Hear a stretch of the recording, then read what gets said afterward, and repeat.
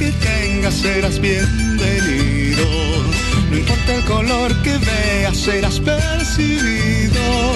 No importa si ya estuviste mucho tiempo a ciegas. Lo que importa es que por fin estás aquí. Porque aquí no hay más fronteras. Esta tierra es toda nuestra.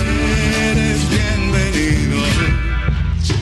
Saludos cordiales a todos, muy buenas noches, bienvenidos a Hora 23. Hoy, 22 de enero, día que se celebra justamente el Día del Estado Plurinacional de Bolivia, y es feriado y nosotros estamos trabajando. Por eso le presentamos las 5 del día. Se ha logrado concretar una serie de objetivos que no eran parte de las prioridades, pero que sin duda es una de las mayores preocupaciones que tiene el pueblo boliviano, como es el tema de la salud, y se ha logrado elevar el presupuesto de la salud a un 10% del total general, pero y de la misma manera se ha decretado el año 2020, el año de lucha contra el infanticidio y el feminicidio, que sin duda es uno de los principales problemas que nos aqueja. Primero, creo la estabilidad económica, que en cualquier país que vive este tipo de conflictos tendría que tener algún problema. Segundo, la pacificación que ha habido en nuestro país y el logro que ha hecho la presidenta Áñez con los ministros. Creo que eso es parte de la democracia, nos parece magnífico que puedan estar aquellos actores representados con aquellos partidos también que forman de una u otra manera un mensaje claro de lo que nosotros no queremos ser. Nosotros queremos ser lo que es la renovación, lo que es la unidad, y aquellos partidos que nos están apoyando y con lo que hemos firmado las alianzas que serán presentadas el día de la mañana son aquellos políticos que están convencidos de que ponen a disposición sus siglas, su personería en pro de la nueva juventud, de la nueva renovación y de la nueva Bolivia. Estamos conmemorando el Estado Plurinacional de Bolivia y también rendimos homenaje a los caídos de noviembre del pasado año, y queremos también en ese día de decir a nuestros gobernantes, pedirles que cumplan con los convenios de pacificación. En las últimas horas, la bancada del Movimiento al Socialismo dejó en libertad la decisión de renunciar o seguir en las funciones a los asambleístas de su partido. Hay quienes desde el 14 de enero están molestos, voces divididas, unos que estaban en ese entonces en contra de que exista una prórroga en el mandato del actual presidente, y otros que acompañaban la propuesta. Sí, efectivamente, la noche de ayer llegó al Hospital de los Pocitos una paciente de 50 años con un sangrado en las encías, con una gingivitis bien marcada. Esta paciente, debido a la gravedad del caso, se le hizo la prueba inmediatamente del dengue y dio positivo, y ha sido trasladada por el convenio que tenemos nosotros con el SUS a una clínica privada. A través de nuestras redes sociales nosotros le hicimos esta pregunta para que usted pueda también participar, puede consultarlo en familia, puede hacerlo de forma personal. A ver, ¿qué dice? ¿Qué opina usted sobre el binomio del MAS Arce Choque Huanca? Usted, ya sabe, puede participar a través de nuestro Facebook. En redes sociales puede tener su participación, su opinión también, y vamos a estar justamente revisando cada uno de estos mensajes. Pero escuchemos qué dice la gente a propósito de este binomio. ¿Qué opinan ellos en las calles? El binomio, sí, el MAS representa a la mayoría de Bolivia. En todo caso tendría que estar Choquehuanca a la cabeza y Luis Arce como vicepresidente. Lamentablemente son partidos que ya ha culminado ya su trayectoria política, a mi parecer, pero no es bueno porque hay disconformidad en la misma militancia. Venimos ya desgastados, ¿no? Yo creo que la población necesita cambios en el aspecto político, pero bueno, es lo que ha presentado el Movimiento al Socialismo, y yo creo que cada una de las personas la va a decidir en las urnas, ¿no? La verdad no lo apoyo, así no lo apoyaba. Yo no soy masista, no soy de ningún partido porque yo soy un conductor y ninguno me da algún beneficio, ¿no? Pero no me gustaría que participen los dos. Está bien nomás para nosotros. Nosotros somos indígenas, todo eso, y esa política está bien nomás para nosotros.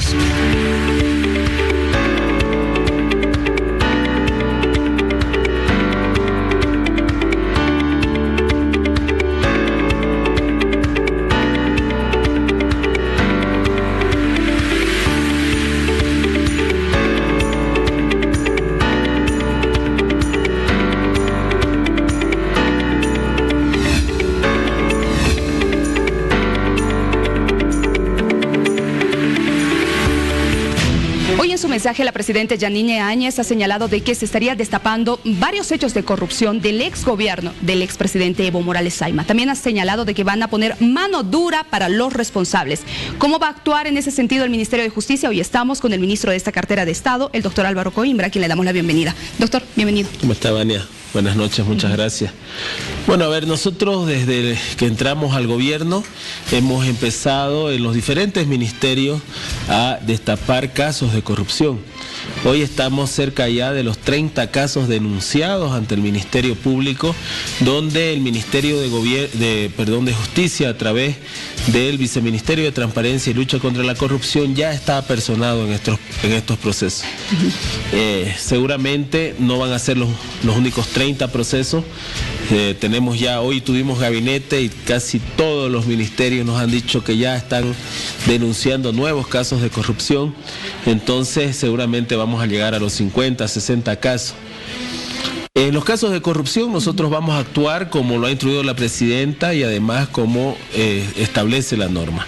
Nosotros vamos a llegar a establecer quiénes son los autores intelectuales y materiales de los hechos de corrupción dentro del gobierno, pero además también vamos a iniciar la investigación de los casos que el gobierno nunca dio vía para que se investiguen. Por ejemplo, ¿cuáles? Papelbol, por ejemplo, el ingenio azucarero de San Buenaventura, por ejemplo, la planta de urea, el tren de Bulo Bulo, el tren de Cochabamba. O sea, hay muchos proyectos que tienen sobreprecio, hay muchos proyectos que se han adjudicado de manera irregular, hay muchos proyectos y procesos de licitaciones que no cumplen la normativa vigente y que nosotros vamos a realizar las investigaciones, las auditorías, lo que corresponda para establecer si han sido realizados o no conforme a ley. Los casos de corrupción no van a ser solo anécdotas como fueron los últimos 14 años, sino que debemos darles respuestas claras a la población sobre el daño económico que se le ha hecho a nuestro país. Es decir, que podrían iniciarse otros procesos por estos hechos de corrupción ya en contra de estas exautoridades, no solamente sedición, terrorismo. Hablo concretamente del expresidente Evo Morales. Por supuesto, a ver, el expresidente Evo Morales era la MAE del anterior gobierno. Como MAE, como autoridad máxima ejecutiva, tiene una responsabilidad respecto a grandes contrataciones, contrataciones además directas que se han hecho, porque el MAS lo que hizo fue crear una ingeniería jurídica para tratar de contratar de manera directa grandes proyectos. Estamos hablando de millones de dólares, satélite, avión, autos, o sea, donde se iba a la mayor inversión en temas de los proyectos con los chinos. Todas esas contrataciones se hicieron de manera directa, no se cumplió el decreto supremo 181 para la adquisición y la contratación de bienes del Estado. Si hay indicios de corrupción, obviamente que ahí el presidente Morales va a tener parte de responsabilidad, porque él es el que firma el decreto supremo que establece este tipo de contrataciones que han dado o han ocasionado un daño económico al Estado por muchos millones de dólares, ¿no? Y ese es el tema que quiero tocar, el tema económico. También hay una MAE que ha autorizado estos recursos, o había, ¿no? Sí. ¿Se va a ampliar la investigación también? Sí, por supuesto. Al firmar el decreto ya están involucrados todos los ministros que firmaron en ese momento un decreto. Pero además también están los que autorizan los desembolsos, ¿no? Los que han viabilizado estos pagos. Sobre todo hay un tema con las empresas chinas, ¿no? A ver, ¿cuál era el mecanismo? China nos presta plata, pero China nos condiciona a que contratemos a sus empresas. China hace los proyectos de mala calidad. China trata mal al obrero boliviano, va en contra de nuestra normativa de seguridad social. O sea, esto va a desencadenar en mucho más allá de la corrupción, pero obviamente lo más importante es el tema de la corrupción. Eso nos ha brindado datos hoy de que, por ejemplo, hemos tenido 5 años de déficit fiscal, 6 años de déficit comercial. Eso quiere decir que la economía no estaba blindada como nos dijeron que estaba. Eso nos lleva también a tener que investigar y a revisar cada una de las empresas estatales. Nosotros tenemos como objetivo potenciar estas empresas estatales, pero desde una visión de la eficiencia y la eficacia, ¿no? ¿De qué nos sirve tener más de 20 empresas estatales si solamente 2 son las que están cumpliendo y las otras 18 son deficitarias? ¿No? Señor ministro, al referirnos a compras directas, adquisición directa, no hace muchas semanas se ha hecho también a través del gobierno de Yanine Áñez, por decreto, la adquisición directa de material bélico. ¿No es lo mismo? No, porque la norma ya te establecía y el 181 también te establece. Lo que ha hecho el gobierno de Evo Morales es darle la exclusividad, por ejemplo, para el tema de compras del satélite a los chinos. No podías comprar en otro lado, mientras había más calidad, mejor precio. ¿Qué es lo que te establece las compras directas del 181? Sí, en temas de emergencia, en temas de las Fuerzas Armadas, en temas de la policía, vos podés hacer compras directas, pero en base a algunos estándares, por ejemplo, calidad, por ejemplo, precio, por ejemplo, quién te lo va a entregar antes, por ejemplo, si vos lo vas a ir a recoger o te lo van a entregar en Bolivia, ¿no? En el tema de lo que se ha hecho para la policía y las Fuerzas Armadas, que se hizo también en parte del conflicto, se ha seguido a través del 181. No se ha creado un decreto supremo especial para esta compra, dándole la exclusividad a una empresa, como lo hacía Evo Morales. El decreto supremo 181, que establece cuál es la forma de compras que hay para el Estado boliviano, que lo usan las gobernaciones, lo usan las alcaldías, te establece compras directas. En determinados casos, por ejemplo, un desastre natural. Cuando hay un desastre natural vos podés hacer compras directas porque obviamente la proceso de licitación. Ahí vos podés comprar carretillas, tractores, lo que necesites para atender a esa gente. En este caso se ha hecho esa compra, pero viendo estos estándares. No se le ha dado la exclusividad a una empresa, sino que se ha visto en los términos de referencia cuáles son las características para que tener un mejor material, o por decirte, si un lapicero vos lo comprás en La Paz en 5 bolivianos, y en el exterior lo compras en 3 bolivianos y tienen la misma calidad, vos ves cuál es la mejor forma. Si traerlo de allá te va a costar los 5 bolivianos que igual cuesta en La Paz, entonces lo compras en La Paz, ¿no? Pero eso está en base a estudios técnicos que se hacen. Lo podés comprar directamente si lo establece la 181. Diferente es crear un decreto supremo, como hacía el gobierno, para beneficiar a cierta empresa. A esta la contratamos. Cuando hay empresas bolivianas que te podían ofrecer el mismo servicio, la misma calidad y tal vez a menor precio, y además respetando la norma de seguridad social boliviana. A propósito de la policía y las Fuerzas Armadas, señor ministro, también hemos escuchado en varias oportunidades autoridades del gobierno señalar de que se tienen que investigar todos los casos de incitación, de terrorismo, de sedición. ¿Qué pasa en el caso de Fernando Camacho, el ex cívico cruceño? Él, a través de medios públicos, cuando estaba en una reunión, habla de su actuación con las Fuerzas Armadas y la policía. ¿No tendría él también que ser investigado? Bueno, si hay una denuncia seguramente va a ser investigado, ¿no? Nosotros, ¿qué es lo que estamos estableciendo? Hay un orden constituido, un orden jurídico constituido en este país, y hay personas, más allá de los colores políticos, que han salido a decir que quieren milicias armadas, ¿no? Hay personas desde otros sectores que dicen que van a salir a tomar instituciones, ¿no? Lo que ha hecho el señor Luis Fernando Camacho tendrá que ser evaluado por el Ministerio Público.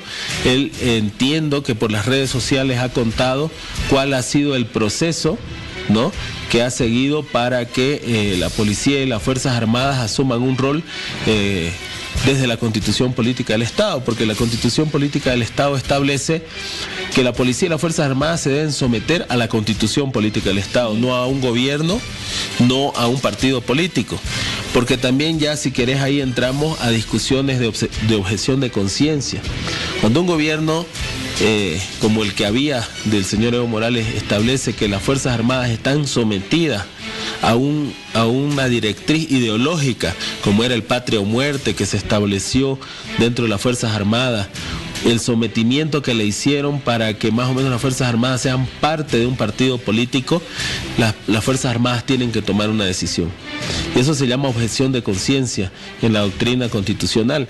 Ellos tienen que establecer: ¿yo soy parte de un partido político o soy parte del Estado en base a la Constitución Política del Estado? Y no vamos a negar, porque eso sería ir en contra de la ética y de la moral, de que las policías y las Fuerzas Armadas tuvieron un rol protagónico en los últimos 21 días, luego del 20 de octubre y la renuncia de Evo Morales. ¿Por qué? Porque ellos vieron que había un gobierno que se quería aferrar al poder, un gobierno que estaba dispuesto a matar, como ya lo había hecho antes en el Hotel Las Américas y en el recuento de 103 muertos que tenía este gobierno. Y la policía y las Fuerzas Armadas tuvieron que tomar una decisión. Y desde mi punto de vista, y la historia lo dirá más adelante, y los analistas lo dirán, que las policías y las Fuerzas Armadas se sometieron a la Constitución Política del Estado. Porque fíjate vos, y algún día, si querés, lo podemos charlar con más calma, cuando charlemos solamente, tal vez cuando pase este gobierno, y contemos algo de las cosas que pasan detrás de bambalinas.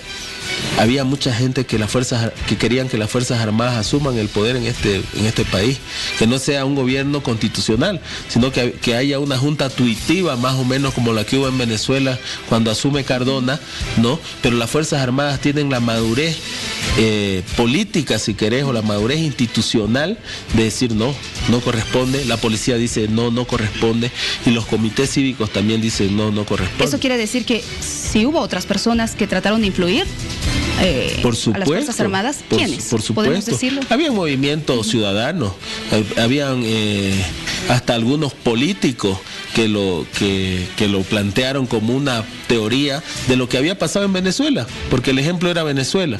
Cuando asume el presidente Cardona, se hace esto, una junta tuitiva militar, donde participaban algunos civiles, pero sobre todo las Fuerzas Armadas.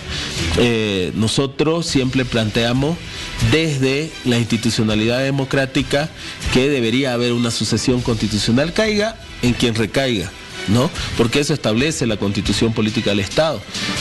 Eso ocurrió, las Fuerzas Armadas tuvieron la capacidad institucional de decir no, la policía dijo no, y también los comités cívicos dijeron no.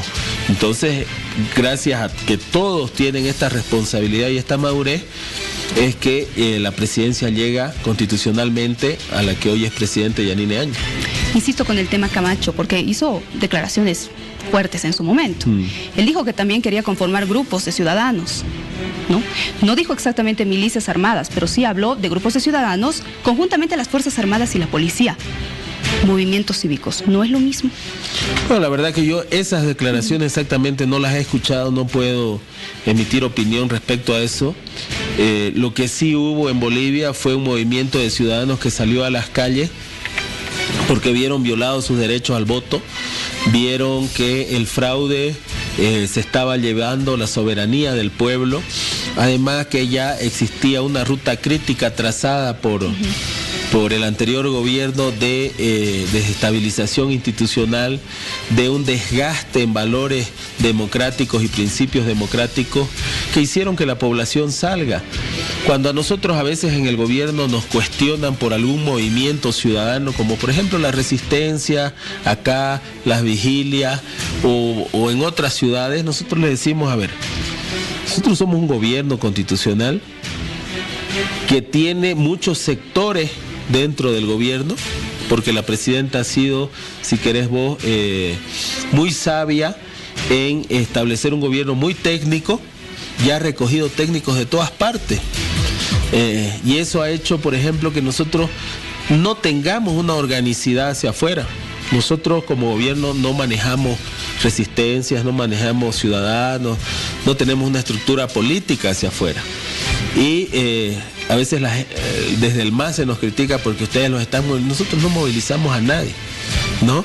Nosotros somos un gobierno que tiene 3 objetivos centrales: llevar a las elecciones, pacificar el país, o si querés primero pacificar el país, llevar elecciones y hacer una gestión que le dé la posibilidad al próximo gobierno de entrar y seguir con proyectos, con programas como el tema del 10% a la salud, como el tema de la baja de la energía, como el tema de la reestructuración de la justicia y los proyectos que se puedan seguir implementando por el bien de la ciudadanía. Entonces, movimiento ciudadano sí hubo. Por eso es que hoy hay un gobierno constitucional. La gente salió a manifestarse pacíficamente. Seguramente algún día van a comparar esto con revoluciones que han habido con Portugal, por ejemplo, donde han sido totalmente pacíficas, donde el que generó violencia para intentar quedarse en el poder fue el anterior gobierno, el que movilizó cubanos, venezolanos, gente de la FARC, movimientos terroristas vinculados al narcotráfico, fue el anterior gobierno.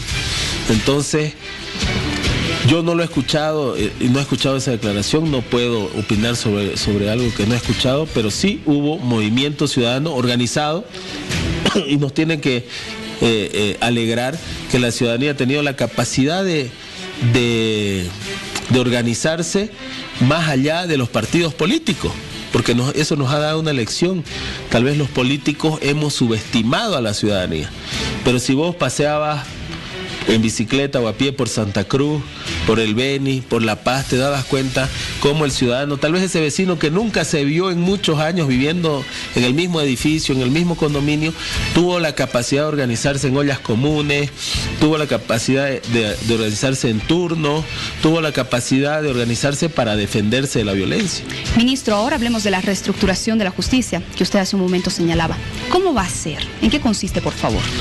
A ver, el tiempo es muy corto, pero nosotros creemos que esto sobre todo tiene que ver con un tema de decisión que nunca ha habido en este país. Todos los anteriores gobiernos, sin excepción, han utilizado la justicia de una u otra manera. El que más groseramente lo hizo fue el último gobierno que se fue, el de Evo Morales. ¿Nunca fue independiente entonces la justicia? Yo creo que nunca fue plenamente independiente. Tuvo muchos márgenes de dependencia y lo dicen las organizaciones internacionales. Si uno revisa los informes desde la época democrática que tuvimos, se nos veía como un país con justicia permanente, pero no independiente. O sea, tenemos una permanencia, pero no teníamos independencia, eso lo dicen las organizaciones internacionales. Pero nunca fue tan grosero como en los últimos 14 años, ¿no? Si uno revisa también lo que es transparencia institucional, va a ver que los márgenes donde siempre lo puso a la justicia no eran los mejores. Pero hoy cayó al puesto 113 de 116. O sea, estamos a 3 puntos de ser los peores en justicia en el mundo. Eso quiere decir que algo ocurrió. Y lo que ocurrió fue que el MAS preparó un escenario, desmontó la poca institucionalidad que había. A través de la Constitución Política del Estado del 2009 sacó la ley 025, que es la ley del órgano judicial. Se inventó los jueces transitorios, ¿no? Que ahí hay una pelea si son o no son transitorios, pero ellos lo usaron así. Sacaba y ponía jueces a su placer, sacaba y ponía vocales a su placer. Si estos jueces y vocales eran funcionales, sobre todo en procesos políticos, se quedaban. Si estos jueces no se animaban a hacer las barbaridades que les ordenaban, los sacaban. Y algunos jueces se animaron a hacerlo y eran protegidos por el gobierno. Hay jueces que tienen 60, 70 denuncias y siguen siendo jueces. Y obviamente que por otro lado estos jueces protegidos también hacían casos de corrupción en contra de los derechos de los ciudadanos, ¿no? Porque son los jueces que piden plata al ciudadano, son los jueces que extorsionan al ciudadano y que al final de cuentas hacen dos trabajos. Uno es enriquecerse ellos y el otro es ser parte de una estructura criminal que tenía el gobierno. ¿Nosotros qué vamos a hacer? Primero hemos reformado, ya hemos modificado el reglamento de convocatoria para jueces y vocales. Estamos estableciendo que en la primera etapa debe haber una evaluación psicológica para los jueces, para elegirlos o no elegirlos como potenciales candidatos. ¿Qué quiere decir eso? Antes de dar cualquier examen, antes de ver su currículum, vamos a ver si tienen un perfil psicológico adecuado para ser jueces. Si no tienen, se lo aparta. Si tienen, pueden acceder al proceso. Su currículum va a tener un valor, su examen va a tener un valor, pero ya no va a ser un examen escrito, también lo hemos cambiado, va a ser un examen oral. El comité de evaluación le va a entregar un expediente de un caso. ¿Usted quiere ser juez civil? Perfecto, aquí tiene un proceso civil. Resuelva. Y vamos a evaluar la capacidad de interpretación de norma, de aplicación de norma, de aplicación consuetudinaria, que es muy importante, de la interpretación del caso, porque todos los casos son diferentes. Vamos a ver esa capacidad que tenga el profesional. Pero además también se está estableciendo que el ámbito de la gente que selecciona y evalúa se va a ampliar. Antes solamente era el Tribunal Supremo de Justicia, era el Consejo de la Magistratura, ¿no? Hoy lo estamos, y la universidad pública, hoy lo estamos ampliando a la universidad privada, a los colegios de abogados y a las organizaciones civiles de nuestro país. Esto le va a dar legitimidad y le va a dar transparencia, porque ya no se va a hacer en un cuarto cerrado entre pocos. Vamos a ampliarlo. Y como última etapa va a estar la entrevista. Antes la entrevista era con nota, hoy la entrevista no va a tener nota. La entrevista lo que va a hacer es darle la posibilidad al ciudadano a que esté informado quién va a ser su juez. ¿Qué queremos en esa entrevista? Conocer al ser humano. Ese juez es casado, es divorciado, vive en concubinato. Ese juez piensa del aborto que es bueno o es malo. ¿Cuáles son los parámetros del aborto, de la homosexualidad, de la genética? Porque hoy debemos ampliar el rango de saber qué es lo que piensa un juez. Un juez debe ser un académico que aplica la justicia de manera equilibrada, pero que también tiene opiniones respecto a lo que ocurre en la sociedad. Que es un humano, ¿no? Es un ser humano. ¿Esto va a ser entonces una prueba psicológica? En realidad la prueba psicológica va a estar al comienzo y a lo último va a estar que queremos saber nosotros qué piensa el juez. Muy bien. Esto nosotros no nos estamos inventando, son estándares internacionales que están en todo el mundo, pero que no se lo aplicaban en Bolivia, ¿no? Muy bien, ministro, le agradezco mucho por su visita, hablarnos de todos estos temas. De verdad que lo que ha mencionado hoy la Presidenta es justamente eso, ¿no? Hacer cambios que son necesarios, se le ha dicho, para que el país vaya a buen puerto. Le agradezco mucho. Gracias, Vania, a usted. Estamos a disposición para cuando nos necesiten. Muy bien, vamos a una pausa en hora 23, ya volvemos. No importa el color que tengas, serás bien. No importa el color que tengas, serás bienvenido. No importa el color que veas, serás percibido.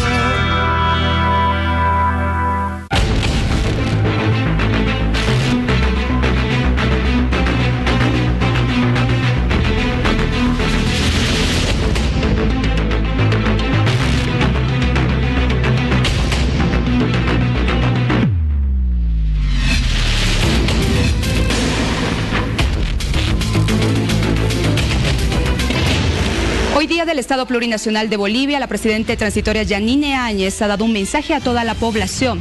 Ha sido muy dura en criticar al gobierno del expresidente Evo Morales Saima.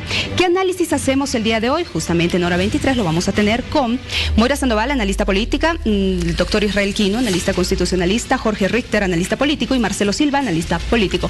A los cuatro, bienvenidos, muy buenas noches. Gracias. Vania, ¿cómo estás? Bueno, a ver, empecemos hablando acerca de este discurso o este mensaje más bien muy crítico, ¿no? Y ya la parte final que hemos podido escuchar, que justamente ha hablado de los logros de este gobierno de transición en este corto tiempo y de lo que se piensa hacer a futuro. Empiezo con usted, Jorge Richter, por favor. Yo segmentaría el discurso de la presidenta en dos partes. Y antes de ello, mencionar sobre todo el contexto que tiene ese discurso. Y el contexto le encuentro 3 elementos fundamentales. El primer elemento es que es un discurso en Palacio de Gobierno cuando la tradición en Bolivia de nuestra democracia, y sobre todo cuando estaba cerrando los 5 años de gestión constitucional del periodo, debió haberse dado en la Asamblea Legislativa como había sido siempre. Ese es un inconveniente porque no habla de respetar la institucionalidad, por ejemplo, del primer poder del Estado. Un segundo elemento es que el día de hoy, 22 de enero, lo que estaba puesto sobre la escena es la plurinacionalidad del Estado boliviano. Y la representación de esa plurinacionalidad en el mensaje de la presidenta con la gente que acompañaba el día de hoy estaba solamente simbólicamente representada, porque lo que son los sectores plurinacionales estaban de gran manera ausentes y sí se instaló la simbología. Y un tercer punto ahí que preocupa, y yo lo he venido mencionando ya de forma reiterada, es que lo que sí estaba en primera fila era el sector militar, con trajes de campaña, lo cual es un irrespeto a la democracia y además es una muestra clara de la dependencia de este gobierno como factor de poder que lo sostiene. Importante la presencia de los militares, porque esto lo hemos ido viendo en los días pasados, muestra la militarización de este proceso también. Aparte de ello, 2 elementos, Vania, muy rápidamente. La presidenta ha señalado que llegó para pacificar el país. Y después ha hecho 2 menciones más adicionales: transición y poder realizar una gestión debida para entregar el gobierno. La pacificación es el tema importante. Y la pacificación tiene 3 componentes mínimos, insoslayables, que son la discusión, el diálogo inclusivo necesariamente, un elemento que está tergiversando todo este proceso, que es la sobrejudicialización, y un tercer elemento que es el proceso electoral, porque elecciones solas no van a arreglar el problema de pacificación del país. Eso hay que tenerlo claramente asumido. Y en estos 3 elementos, lo que la presidenta ha hecho es un discurso retórico, porque la conducta que hemos observado en los 2 meses y medio no nos lleva a pacificar. Sino, de lo contrario, tendríamos que mirar rápidamente cuáles son los elementos claros de pacificación que solamente, Vania, se pueden establecer a través de un diálogo inclusivo, que no ha empezado hasta el día de hoy. Y justamente, doctor Quino, la presidenta Yanine Áñez ha hecho mucho énfasis en este tema de la pacificación. ¿Ya hemos empezado la pacificación o no? El primer momento de la pacificación ya se lo ha dado y concluyó a partir de la sanción de la última ley que convoca a elecciones generales. Sin embargo, se va a venir un segundo episodio respecto al proceso eleccionario en sí y estos anuncios ya, ¿no?, respecto a los próximos binomios y lo que la población vaya a interpretar en razón de los próximos actores políticos. Respecto a lo que la presidenta el día de hoy nos decía, Vania, no hay que dejar de lado, por ejemplo, su línea discursiva estructurada, ¿no?, que trascendió estos más de 30 minutos, pero sin dejar de lado el elemento de la religión, por ejemplo, el elemento de la emotividad que tenía, ¿no?, una parte importante en su discurso, probablemente respondiendo a algunas expectativas en parte de la población, pero hay cosas también que no se dijeron. Si bien todavía se está en un proceso de investigación, inclusive con presencia de la CIDH en el país, no se mencionaron a los más de 30 muertos posteriores a la crisis política de noviembre del año pasado, ni los fallecidos, ¿no? Toda vez que este proceso todavía está en investigación, no se lo ha mencionado. Algo también que hay que rescatar es esa fuerte carga política del mensaje, ¿no?, que trascendía a partir, si se quiere, todavía en un matiz de polarización respecto al gobierno de transición y la otra primera fuerza política en el país. Si bien se hace mención a lo que se viene al proceso eleccionario, este no es un logro solo de la presidenta ni del mandato constitucional tras la sucesión. Creo que hubiera sido honesto también reconocer esa voluntad política de la primera fuerza política todavía en el país, que es el MAS, que posibilitó la ley, ¿no?, consensuada todavía con estos resabios, si se quiere, de un ala radical, un ala conciliadora que hasta ayer dieron lugar a la formalidad de la lectura de las dimisiones, pero acabó de manera bochornosa. Pero yo me quedo con lo del discurso de la presidenta con el 10% de salud, que es en realidad, en mi entender, el único logro de gestión que tiene en estos 70 días de gestión. A propósito de lo que usted señala, por ejemplo, una asambleísta del MAS dijo: quisiera que ellos se pongan en nuestro lugar. Es difícil las decisiones que estamos tomando en cuenta, valga la redundancia, que hay otro sector, la dura del MAS, que no quería justamente ni siquiera aceptar las renuncias de los dos exmandatarios. Ahora, señora Sandoval, los bolivianos nos imaginamos este escenario hace algunos meses. ¿Podía suceder?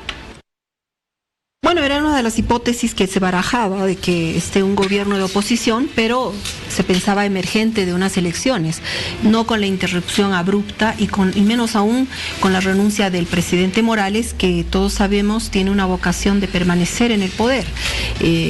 Por lo tanto, era un escenario no solamente impensado, sino también no calculado, ni siquiera por la gente de la oposición. No, fíjense que cuando asumió Yanine Áñez, todo el mundo se sorprendió que rápidamente pueda empezar a nombrar ministros, autoridades. Sorprendió la velocidad, porque a pesar de que esto no estaba pronosticado, ni presentido, ni deseado tal vez, sucedió. Ahora, quisiera referirme a algunos aspectos mencionados por el panelista.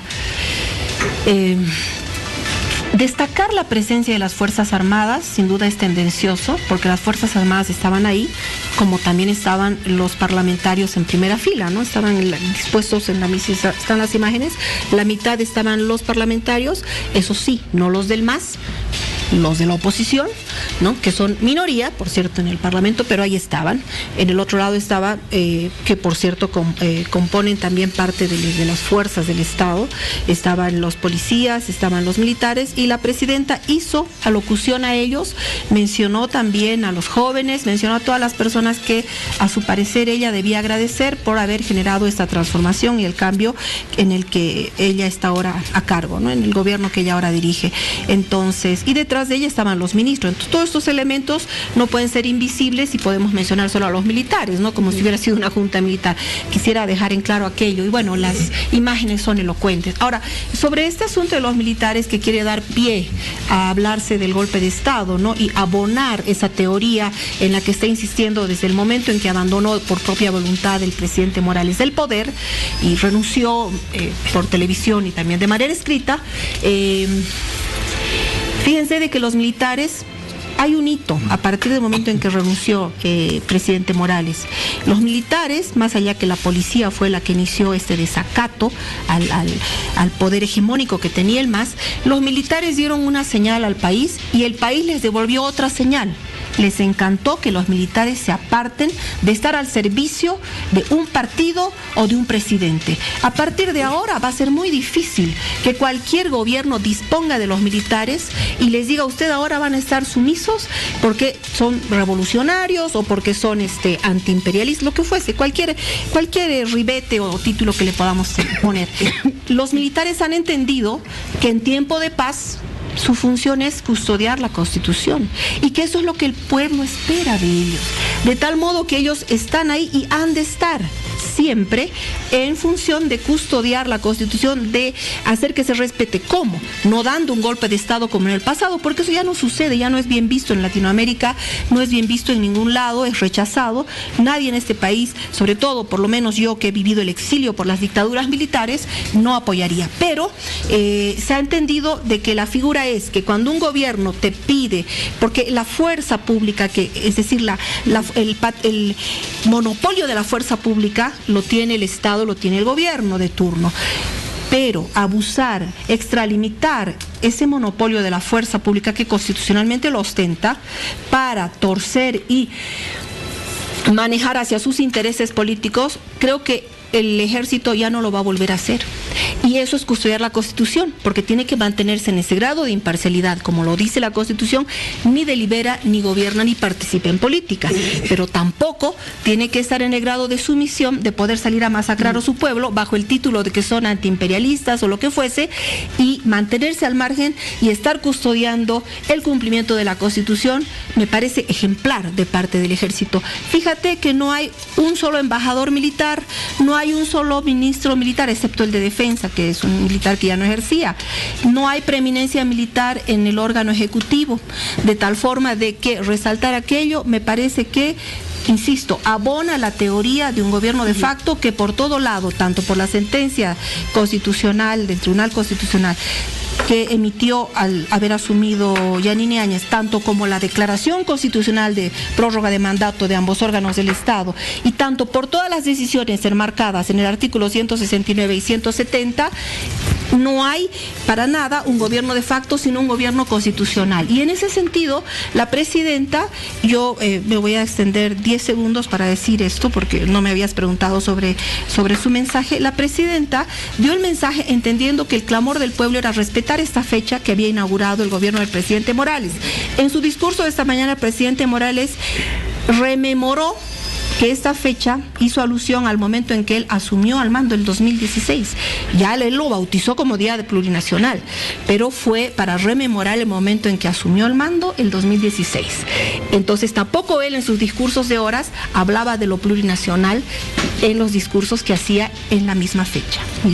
Bien, acotando lo que dice acá nuestra invitada, también quienes primero se han movilizado, recordemos, durante estos conflictos, los que primero han dado la cara, por así decirlo, ha sido la policía. Pero también hay compromisos. Han habido compromisos que ahora están siendo exigidos. En breve vamos a hablar de ese tema, ¿le parece? Perfecto. Señor Silva, ¿qué faltó a este discurso? A ver, creo que ha faltado algo importante, ya se mencionó en el panel, ¿no?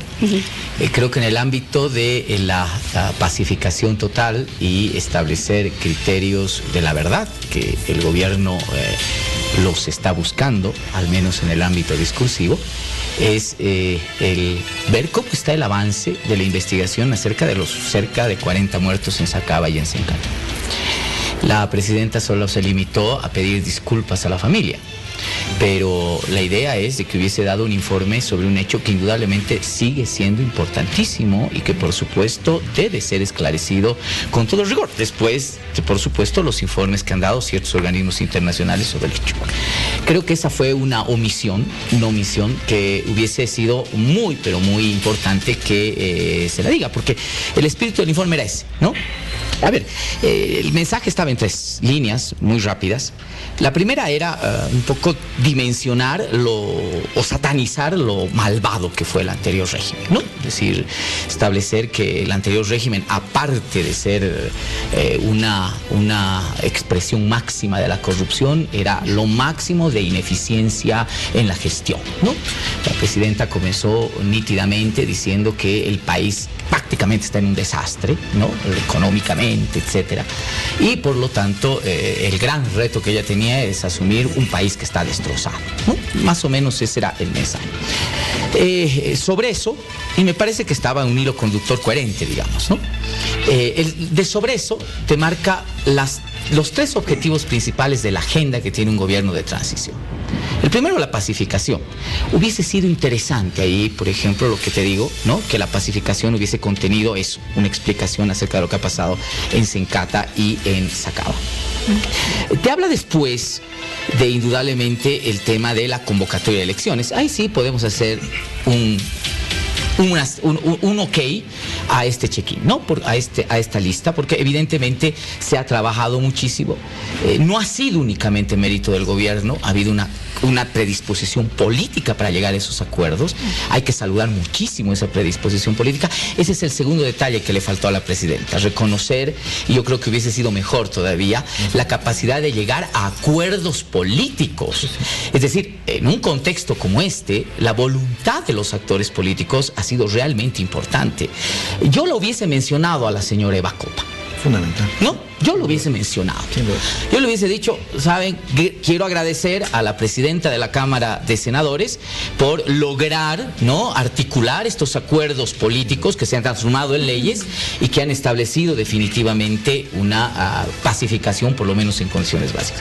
Y el tercero, el manejo del aparato estatal, ¿no? Esos eran los tres objetivos y son los tres objetivos de manual de un gobierno de transición. Y la tercera parte es a resaltar la gestión. Y ahí resalta dos cosas. Uno, el 10% para salud, que indudablemente es un logro importante, y el otro, la política internacional, ¿no? Como los dos elementos más importantes de logros de la gestión, ¿no? Claro, el mensaje te deja un hilo conductor bien construido, ¿no?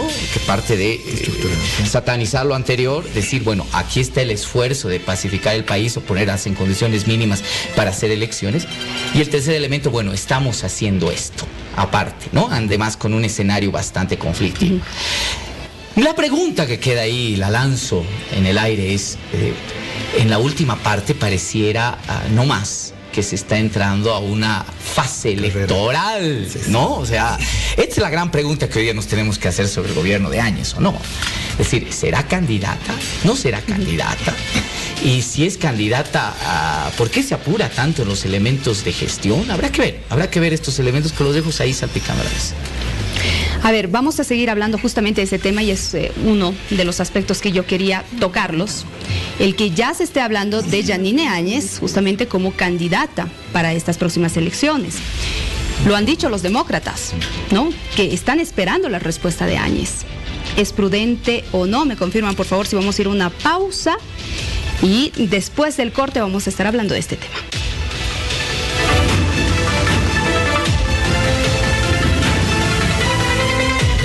Serás bienvenido, no importa en qué lengua hables, serás entendido, no importa si vienes solo, traes compañía.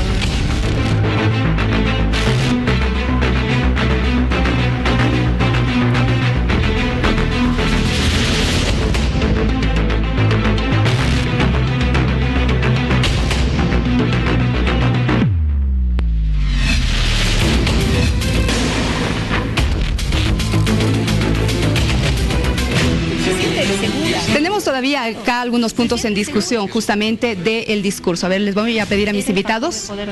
Antes de hablar del tema de ya estas elecciones, de si Yanine Áñez es candidata, no lo es, que dicen nuestros panelistas, hay un tema que ha quedado suelto, ¿no? Creo. El tema de las Fuerzas Armadas, la presencia, la vestimenta que usaron.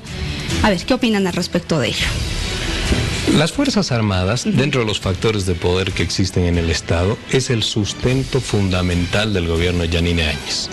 Porque la capacidad de movilización de los sectores de clase media y de los sectores urbanos que llevaron a este proceso no tienen una capacidad de movilización rápida como pueden tener los sectores de los movimientos sociales. En esa lógica, el factor de poder fundamental que tenemos hoy día es, en el lado del gobierno, es la policía y las Fuerzas Armadas. Sin esos dos elementos, el gobierno tiene dificultades hasta para sostenerse en la gestión.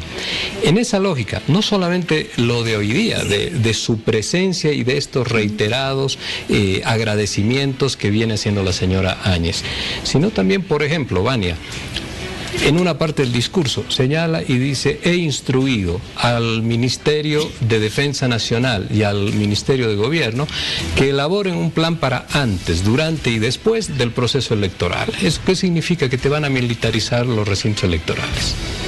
Eso significa que te van a militarizar los recintos electorales bajo el argumento de que hay que garantizar un voto seguro, un voto resguardado, es un voto libre. Esto es un control que no lo hemos tenido, y ninguno en la mesa me puede decir lo contrario, que no hemos tenido durante estos cerca de 40 años de democracia.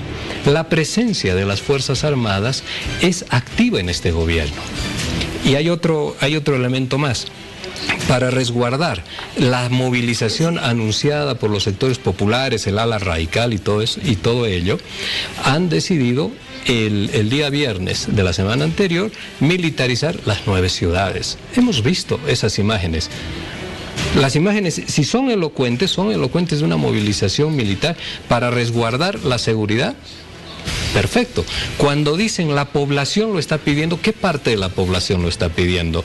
Porque acá hay dos poblaciones que están polarizadas y la pacificación está en función de ese encuentro entre dos poblaciones de clase media y sectores populares. Si eso no solucionamos, Vania, no hemos avanzado en la pacificación por encima del proceso electoral. ¿Esto ayuda a la pacificación o no? Las Fuerzas Armadas, la presencia. Bueno, cuando escucho al panelista que señala de la militarización, de los aprestos, de los anuncios, de la vinculación del gobierno con las Fuerzas Armadas, hay que entenderlo en un contexto muy particular. No es que acaba de emerger un gobierno de unas elecciones y que se le antoja apoyarse en las Fuerzas Armadas. Yo creo que la gente que está acá sentada y los que nos ven recuerdan perfectamente lo que pasó hace un mes, hace 2 meses, hace 3 meses. El gobierno de Evo Morales no militarizó las calles, tenía control sobre las Fuerzas Armadas, gozaba de la lealtad de las Fuerzas Armadas y gozaba del temor, y eso lo quiero decir de manera muy precisa, gozaba del temor de la ciudadanía y gozaba de la complicidad de la prensa. Eso lo sabemos todos. Ahora, pese a ese panorama tan adverso de un gobierno hegemónico, discrepo con la capacidad de movilización que pudiera tener una clase media. Siempre lo decía García Linera, ¡ay, la clase media, qué nos va a hacer! La clase media levantó cabildos y no había un respaldo militar ni policial por detrás. Fue los últimos días del gobierno de Evo Morales donde la policía se pronunció contra el gobierno en una especie de amotinamiento o por lo menos acuartelamiento. Entonces, mucho antes se movilizó y no era primera vez, desde el referéndum del 21 de febrero y mucho antes se movilizaron millones de personas en Santa Cruz, más de 1 millón de personas en una ciudad que no pasa del 1,5 millones, no pasa de pobladores. Entonces era el pueblo volcado en las calles. Lo propio pasó en La Paz, lo propio pasó en todos los departamentos. Esa gente se movilizó y no necesitó que la policía ni el ejército le esté respaldando. Eso sucedió mucho después. Entonces, a esto voy. La población tiene capacidad de movilización, no está vinculado necesariamente al ejército y la presencia del ejército, por eso decía, la memoria corta no nos va a fallar, responde a que hemos vivido, tal vez el compañero, el colega, el panelista no lo ha vivido, pero muchos de nosotros hemos vivido el pánico en nuestras casas, casas quemadas, gente invadiendo, saqueando. Eso es real, eso no es un mito urbano. Entonces, la policía no se abastecía, iniciaron operaciones conjuntas. Creo que rememorar esto es estéril, pero parece que en este momento ya es pertinente. Obedece a ese panorama, a los aprestos de que pudiera repetirse un fenómeno que dio resultados luctuosos como lo de Sencata. Entonces, si ha habido ese tipo de fenómenos, ¿cuál es la respuesta de un gobierno para brindar seguridad? Tiene que responder algo, no puede quedarse cruzado de brazos. Marcelo Silva, por favor. Yo creo que se está discutiendo sobre lo evidente y sobre una noción absolutamente básica. Claro. Es decir, en un gobierno de transición, en las condiciones en las que se está, no son necesarias las Fuerzas Armadas, por supuesto que son absolutamente necesarias, son los actores fundamentales del respaldo del poder político. La señora Áñez está ahí por las Fuerzas Armadas, pues. Así de sencillo. ¿Qué significa eso? Claro, el respaldo y el sustento de su valor político en este momento, más allá de la Constitución y la, por supuesto, transición constitucional, está el hecho de que indudablemente las Fuerzas Armadas son la garantía del actor que garantice el cumplimiento de la Constitución política del Estado. Es así. Todo poder es así, se basa básicamente, más aún un gobierno de transición, que además está, y lo voy a decir, que por eso digo, tiene que ser rápido el gobierno de transición. Todos los gobiernos de transición tienen un problema, y este no es un problema de Áñez. Son vaciados de legitimidad, son frágiles. Los que están gobernando, la mayoría de los que están gobernando, sacaron 4% en la anterior elección. No tienen una legitimidad, no tienen apoyo popular, no es que la gente los ama, los adora, no. La gente los tolera en función de algo fundamental, y es que los tolera en función de que van a llamar a elecciones, y en las elecciones sí, ahí habrá una correlación de fuerzas políticas, sí habrá gente que va a ganar la elección, sí se van a hacer pactos políticos, sí vas a tener un parlamento fuerte, vas a llegar a pactos donde vas a tener gobernabilidad. Ese es el tema básico. Entonces es natural, es natural. O sea, ahora, que todos los gobiernos, por supuesto, ven a las Fuerzas Armadas como un actor fundamental de respaldo, sí. Habría que preguntarle a Morales. Morales se va en el momento en que las Fuerzas Armadas le dicen: ya no te apoyamos. Mira, hermano, hasta aquí, y más bien yo sugiero, bueno, aunque esta hipótesis se ha desmentido en los últimos días, pareciera que Morales renuncia antes incluso de ese mensaje, pero claro, cuando te ves vaciado del apoyo de las Fuerzas Armadas en un momento de conflicto, es el tema. El ministro de Justicia en este mismo escenario dijo que había intención incluso, o que habían actores políticos que estaban influenciando a las Fuerzas Armadas para que tomen el poder. No lo van a hacer. Cuando había ese vacío públicas en eso. Cuando existía ese vacío, ¿no? Sí, pero no lo han hecho. ¿Qué opina usted con relación a ello? En función al rol, la importancia de las Fuerzas Armadas es estructural, es clave, ¿no? Por ello yo coincido con Jorge sobre el elemento del contexto de la asistencia de las Fuerzas Armadas, que son un pilar para el Estado, con el uniforme de campaña, ¿no? Independientemente de lo que ahora son protagonistas.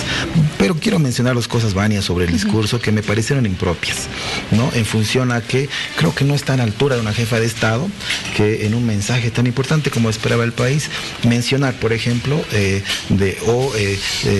decir a uno de sus ex colegas parlamentarios, canalla, o una sinvergüenzura. Creo que no estaba, que no es parte de la talla en el caso de un mensaje presidencial. Y lo otro que me pareció totalmente inadecuado es la interpretación respecto a la mano dura.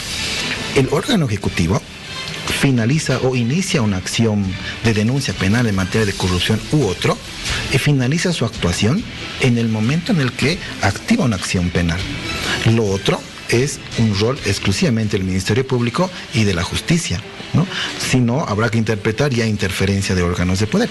Entonces creo que fue inadecuado decir que a partir de ahora mano dura y que veamos qué ocurre. Lo otro también valoró, ¿no? Y esto es más honesto reconocer respecto al rol de las demás instituciones. El tema del Tribunal Constitucional, ¿no? Que ha sido el Tribunal Constitucional que le restituyó el orden constitucional, por lo que se les permite, ¿no?, ampliar excepcionalmente este mandato, que ahora, en función de la transición, habrá que definirse. Pero creo yo, y lo comparto, sería un error garrafal que la actual presidenta participe en el próximo proceso eleccionario. Ahora, ¿será que hay total conformidad en las Fuerzas Armadas? Porque recordemos que ha sido el sector que ha perdido varios espacios en el poder. Estamos hablando, por ejemplo, del tema de seguridad y otro tipo de escenarios. La presidenta y muchos políticos lo dijeron, no tienen confianza en las Fuerzas Armadas. Entonces, ¿cómo entendemos esto, don Jorge Richter? Porque la historia de las Fuerzas Armadas tiene que ver acercamientos con la política y una dinámica también permanente de traiciones con el poder político. Por eso hemos tenido una consecuencia de golpes de Estado enorme en el país. Pero hay que señalar algunas cosas muy claras, Vania. Las Fuerzas Armadas han interrumpido 37 años de sujeción a la autoridad civil ahora. Y Marcelo está diciendo algo que es absolutamente importante y trascendental. La señora Áñez está ahí porque las Fuerzas Armadas la han puesto. ¿Y esto qué significa? No dije eso, Jorge, lo aclaro. Gracias a las Fuerzas Armadas. Dije que las Fuerzas Armadas son un actor importante en el proceso de haber seguido la sucesión constitucional. O sea, sin ese respaldo, sin esa tutela de las Fuerzas Armadas para conseguir la sucesión constitucional, no lo hubieses logrado. Eso es lo que he dicho. Ya, lo que ha pasado en Bolivia no ha sido un cambio en la titularidad del Poder Ejecutivo a raíz de la insinuación o de la sugerencia de las Fuerzas Armadas de que renuncie un presidente, que tenía un mandato constitucional. Nos guste o no nos guste ese presidente, estés de acuerdo o no estés de acuerdo con ese periodo constitucional. Eso había que respetarlo. Cuando las Fuerzas Armadas intervienen de forma directa o indirecta, esto está en cualquier libro de teoría política y de autores políticos, y la panelista que nos acompaña, imagino que los ha tenido que leer. Cualquier presencia de las Fuerzas Armadas se llama militarismo. Y cuando las Fuerzas Armadas terminan colocándole la banda presidencial a la presidenta, al margen del análisis político, es algo que a alguien como demócrata lo ofende, porque es una presencia permanente de las Fuerzas Armadas, y lo hace además con el mismo uniforme del día de hoy. Entonces, tenemos una presencia de las Fuerzas Armadas que ha cumplido un rol y que seguramente en algún otro momento la historia política y el debate político lo aclarará. Pero también hay que señalar algo: la sentencia del Tribunal Constitucional, como han dicho algunos, no es lo que termina con la teoría del supuesto golpe de Estado. El supuesto golpe de Estado es una acción que se da en un día concreto, y eso no se puede borrar ni se puede ir hacia atrás. En ese marco de situación, el país va a buscar reencauzar el proceso democrático, reencauzar la institucionalidad y la constitucionalidad en este país como mayor referencia. Eso está muy bien, pero hemos tenido una interrupción, Vania.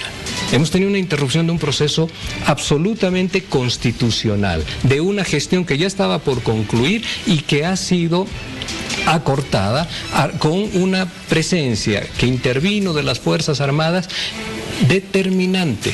Eso, si uno no lo quiere ver, es porque también tiene ganas de poder defender otro tipo de procesos. Pero esa ya es una cuestión personal. Los hechos te muestran esto. Yo quiero ser muy breve. A ver, creo que aquí nadie ha negado, es más, yo he destacado que claro que es determinante, pero que a partir de lo que se ha vivido hace pocos meses atrás, las Fuerzas Armadas han encontrado su rol definitivo en tiempos de paz, que es ser el garante y estar en posición de garante del ejercicio pleno de la Constitución. Los hechos y la forma en que derivaron después del fraude descubierto por la OEA y por la población boliviana, porque parece ser que de la nada vinieron un día los militares y decidieron ya no apoyar a Evo Morales. Señores, acá se habían levantado los 9 departamentos sostenidamente, casi un mes, en un descontento pleno. Ni siquiera en octubre del 2003 se levantaron los 9 departamentos. Entonces, ese contexto no lo olvidaremos. No haremos un corte de 30 muertos, son más de 30 muertos. Presidente Morales, cuando había paro cívico, han muerto 2 personas en Motorio, en Cochabamba. Entonces, cuando hacemos un análisis sesgado, faltamos el respeto a quien nos está mirando, porque aquí no solamente hay muertos de primera y segunda clase, solo los de Sencata, solo los de Sacaba, solo los de Montero. Todo eso se debe investigar, por supuesto, está en manos de la Fiscalía, tiene que indagarse, tiene que evidenciarse. Por lo menos yo no tengo ningún interés particular de beneficiar o no al gobierno, pero no tengo la mínima intención de dar una información y un análisis sesgado. Los militares, insisto, son un factor de fuerza constitucionalmente previsto, que han hallado ahora su lugar, que es el guardián de la Constitución, y nadie dice que el contexto en el que nos hemos desarrollado y donde se gritaba hace pocos meses guerra civil, que por cierto, guerra civil creo que es una arenga bastante bélica, ¿no? Guerra civil, o sea, no era una movilización pacífica. En ese contexto es que se apoya la señora Áñez en este respaldo militar, en el respaldo policial y en el respaldo ciudadano. No están los militares y el país detrás. Están todos respaldando esta etapa de llegar a reconquistar la democracia plena, que evidentemente ha sido interrumpido con la renuncia de Morales. No solamente habló Yanine Áñez como presidente transitorio del país, también lo hizo el señor Evo Morales, ¿no? ¿Qué conclusiones tenemos al respecto, por favor, señor Silva? A ver, cuando habla Evo Morales, indiscutiblemente hay elementos importantísimos que rescatar, pero habrá que ver si esas alocuciones son, por supuesto, altamente beneficiosas para su partido. A mí me da la impresión de que Evo Morales en esta coyuntura, y tiene que aprender a leer la coyuntura, hay una cadena de errores que ha tenido el movimiento al socialismo en este último tiempo, simplemente porque no ha leído contexto, así de sencillo y fácil, no hay más, ¿no? Están donde están porque han habido errores tras errores y tras errores, falsas percepciones, ¿no? Yo creo que si el expresidente Morales quiere volver, no lo hará de una manera directa y no lo hará en el corto tiempo, y eso lo tiene que tener clarísimo. Y es más, probablemente en algún momento tenga que dar un paso al costado en su presencia misma para el retorno del movimiento al socialismo, para que el movimiento al socialismo sea un actor fundamental de poder político. Probablemente ni con él en la figura, si es que realmente el proyecto no lo encarna una persona.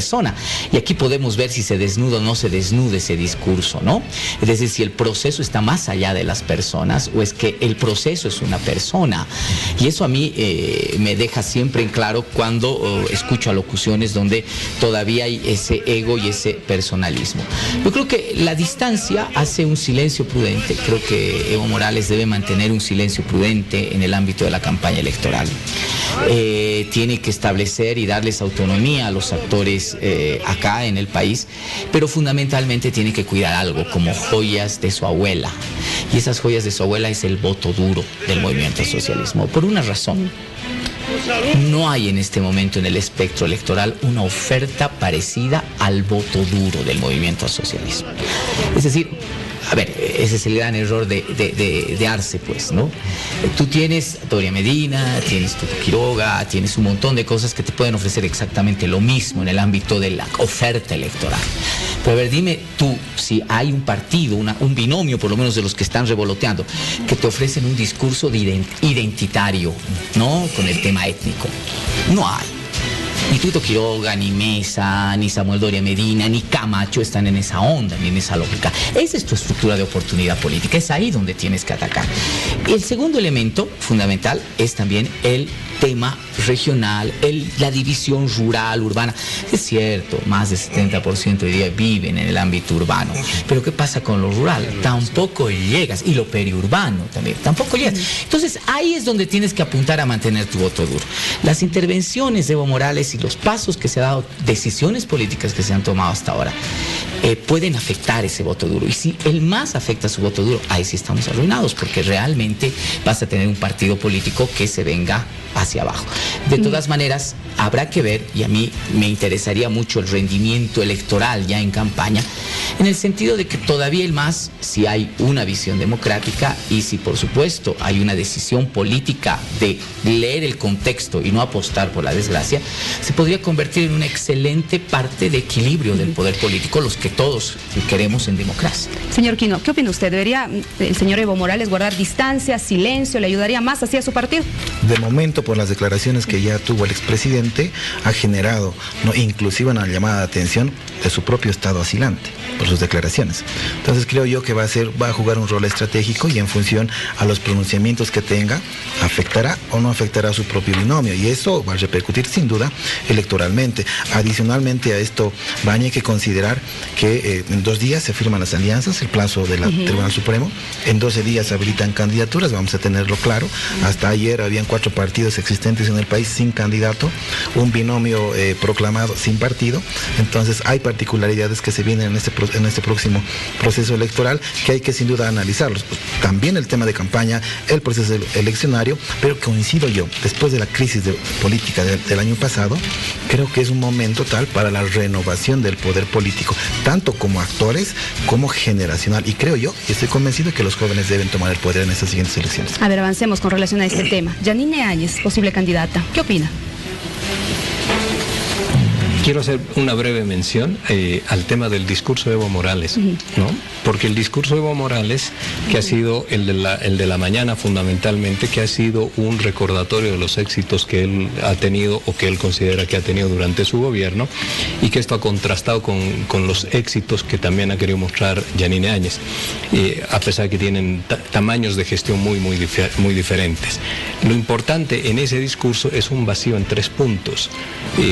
La primera carencia del discurso de Evo Morales es que no tiene un nivel de autocrítica ni siquiera mínimo. Y el nivel de autocrítica pasa por el elemento de la reelección. Él le debería decir a los bolivianos cuánto ha afectado esto y qué tanto ha reflexionado respecto de la reelección inserta en la Constitución Política del Estado, la petición de interpretaciones vía Tribunal Constitucional, para concluir en el 21F y en el 20 de octubre, generándole al país un problema enorme. Hace algunos días dijo, ¿no?, que su peor error fue volverse a postular. Sí, pero obedeciendo al pueblo, dijo, ¿no? Obedeciendo al pueblo, no es un mea culpa pleno. Él debería decir algo claro y concreto sobre ese tema, porque entre muchos otros factores que ha llevado a lo del 10 de noviembre, no es el único, pero está el tema de la reelección. El segundo punto es que, así como ha sido un gobierno altamente inclusivo en lo social, en lo étnico y en lo cultural, y en esto no podemos involucionar, también mientras se daba ese proceso de inclusión, él iba construyendo un muro que lo separaba de las clases medias. Y ese es un problema, porque el país, Vania, se pacifica entre 2 sectores sociales, no se pacifica con uno, ni existe la posibilidad de que un grupo social fuerte pueda exterminar o aniquilar al otro para mantener hegemonía política. Eso no es posible. Y el tercer error que él ha tenido es un no respeto debido a las instituciones que tienen tradición en este país, a pesar que él tiene una visión democrática diferente de la republicana y de la liberal. Estas instituciones tienen una tradición en el país y debería haber tenido una mayor consideración. Estos 3 puntos han estado completamente ausentes en su discurso y al estar ausentes no ha hablado de lo que es fundamental. Él tampoco le ha propuesto a los bolivianos cuál es el camino para nuestra reconciliación. ¿Cómo nos vamos a entender los bolivianos y cómo nos vamos a pacificar? No lo ha dicho ni la presidenta Áñez ni el expresidente Morales. ¿Y eso qué significa? Que el camino, yo insisto en esto, que el camino de la pacificación es un proceso que no ha iniciado. Muy bien, don Jorge. Ahora sí, a usted le pregunto entonces el tema de Yanine Áñez. Es para ir cerrando, por favor. ¿Un acierto o un error si es que se postula? Es una señora que, en base al momento que estamos viviendo, ha ido dando los pasos necesarios para la transición y para consagrar las nuevas elecciones, que era el clamor popular y la necesidad de esta democracia. Por tanto, en esa medida tiene una aceptación. También ha demostrado otros actos pequeños pero simbólicos, como no hacer uso ni abuso de no hacer abuso de los bienes del Estado al pagarse su propio pasaje, etcétera. Sería largo mencionar, pero esa serie de actos, ¿no? O por lo menos haber puesto a la ministra de Cultura, que es una señora pollera, cosas que en sectores de la población han sido bien recibidas. Y creo que también hay el factor emotivo, que es una persona que demuestra una calidad humana, que sabe conmoverse, que era un elemento muy particular de Evo Morales, ¿no? Que desarrollaba empatía, era como el fetiche de las masas, y lo mismo está haciendo Áñez. Es muy carismática y logra conmover a algún sector de la población, sobre todo a las mujeres. En ese sentido se vuelve una candidata potable en un país con unos liderazgos huecos, con unos liderazgos que emergen de caudillismos, de dueños de partidos, de caudillos impuestos, de tal forma, de esos liderazgos que frenan a las otras generaciones. Y sobre esto yo he escrito artículos, en fin, como se ha venido ahora a ver la eclosión de la juventud y las otras generaciones que venían siendo taponadas, sobre todo por el movimiento al socialismo. Entonces, en ese contexto es una candidata interesante. Automáticamente ya no le conviene a los otros candidatos. Miren, a Evo Morales, al MAS le da igual, porque el segmento de población que ha de capturar Yanine Áñez es el mismo segmento, claro, no es el sector plebeyo ni de los movimientos sociales. Ella se va a disputar eventualmente, si fuera candidata, un escenario electoral con clases medias y clases medias altas. Tuto Quiroga, Camacho, ya les hace difícil entonces, ¿no? Son ellos los que ahí en este momento traen el discurso de la ética, que cómo es posible, que ya tiene un manto. Es con ellos el litigio. Ellos son quienes le van a cuestionar. El pueblo no sé qué dirá. En todo caso, permitido legalmente está. Entonces yo no puedo pronunciarme al respecto, porque yo veo que es factible, que es un de liderazgo en desarrollo. Si vamos a hablar acerca de los frenos, la ética, la no ética, tendríamos que remontarnos a no haberle hecho esos reclamos a Evo Morales. Algo chiquito, por favor. Porque sí quisiera pronunciarme al respecto. Algo chiquito, sí, por favor. Primer elemento, lo ético es absolutamente importante. Siempre lo he dicho en esta mesa muchas veces, el problema del 21 de febrero no era un tema legal, era un tema ético. Cuando tú tienes una persona que te dice, no voy a volver a ir, y si pierdo el referéndum me voy a ir a criar truchas al Chapare, y luego busca la chacanchada para volver a ser candidato, es un tema ético, porque te ha mentido y no puedes volver a creer en su palabra. No es un tema jurídico. Y eso, jurídico. Claro, no, pero luego lo volvieron pues un tema jurídico. Pero fundamentalmente el efecto en la gente fue el tema ético. El tema ético de no creerle. Evo Morales se fue porque nadie le creía al final, o mucha gente que le creía ya no le creyó al final. Porque mintió, claro que mintió. ¿Cómo vas a decir? No voy a ir, no voy a ir y luego vas? Por supuesto es un tema ético. Señores, la presidenta actual ha dicho por lo menos en 3 oportunidades que no va a ir. Bueno, Camacho también. Pero Camacho, ese es el primer elemento. Si queremos cambiar las cosas, revaloricemos el papel de la palabra en política. Si tú dices que no vas a ir, no vayas pues. No vayas. Y segundo elemento, ¿sabes cuál es el más importante si va Yanine Áñez? Es que te destruye el sentido de un gobierno de transición. Sin duda. Ya no estás en gobierno de transición si va de candidata Yanine Áñez. Lo prudente sería que renuncie, si es que va a ir de candidata, ¿verdad? Porque este gobierno es un gobierno de transición política. El gobierno de transición política tiene que estar vaciado de sentimiento político. No puede un gobierno de transición hacer campaña por su candidato. Eso sería desastroso. ¿Se imagina? Entonces yo creo que no lo va a hacer. Yo creo que, por supuesto, es un gobierno de transición, Moira. ¿Pero dónde dice que no puede? No, que dónde dice. No vayas con legalismos únicamente, anda la lectura política. Un gobierno de transición tiene la obligación de convocar a elecciones y dar todo el esfuerzo posible para eso. Lo importante es eso, ¿no, Vania? Yo quiero decirte eso. O sea, es desmenuzar dónde está lo legal, lo ilegal, lo ético, lo no ético. Y en función a eso, lo que cada uno expresa revela los alcances de la inclinación o el interés personal. Bueno, al final yo creo que Yanina Áñez va a definir, ¿no? Y el partido político. Para cerrar, por favor, a usted le cedo la palabra. No hay que dejar de lado que estamos olvidando algo muy importante, el rol protagónico del Tribunal Constitucional. Hace un par de días la Fiscalía admite la denuncia por la sentencia que permitió la reelección. Existe la 084, pero también la 032 del año pasado, que posibilita que un funcionario electo participe de nuevos comicios sin renunciar. Que lo sacó este mismo Tribunal Constitucional. Modulan esa sentencia, entonces la presidenta Áñez estaría prácticamente imposibilitada de participar, o a no ser que renuncie hasta el 3 de febrero, y en todo caso quien asuma la presidencia en ejercicio, la senadora Copa, como presidenta de la Asamblea. Entonces, sería el escenario, ¿no?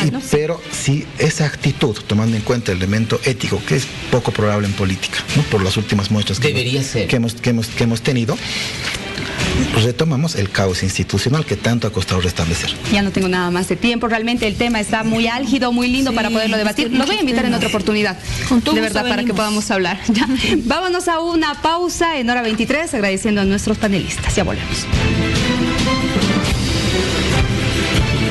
Y bueno, agradecerle a usted también por su preferencia con Hora 23. El reencuentro, ya saben, muy temprano mañana. Permiso y buenas noches. No importa el color que tengas, serás bienvenido. No importa el color que veas, serás percibido. No importa si ya estuviste mucho tiempo a ciegas. Lo que importa es que por fin estás aquí. Porque aquí no hay más fronteras. Esta tierra es toda nuestra herencia.